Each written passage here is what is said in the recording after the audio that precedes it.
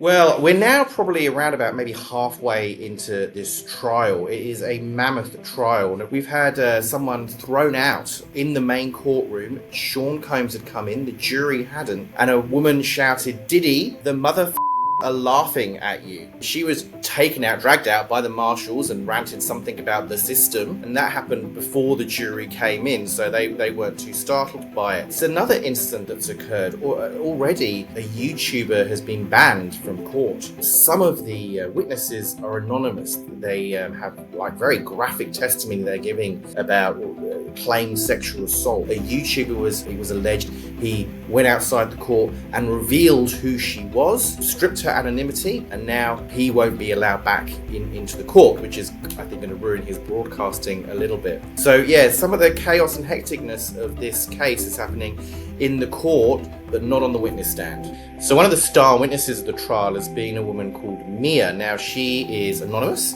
She was an assistant to Sean Combs, and she was then kind of rose in the ranks. And she says that she not only witnessed abuse by Sean Combs against his ex-girlfriend Cassie Ventura, but she herself was raped by him and suffered physical abuse on numerous occasions.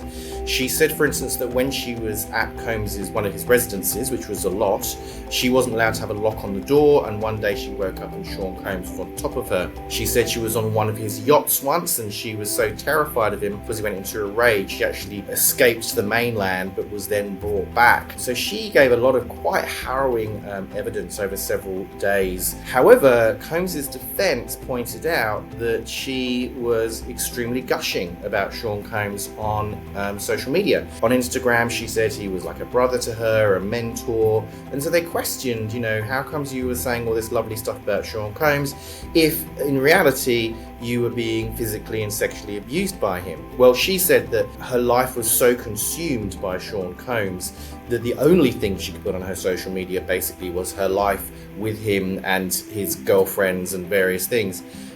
She said Instagram wasn't the place you put on bad things that were happening in your life. It was, you wanted to accentuate the positive, and it was effectively a resume for her. And she said that Sean Combs himself looked at her social media, and if she wasn't playing her part, if she wasn't promoting him, then she would get in trouble.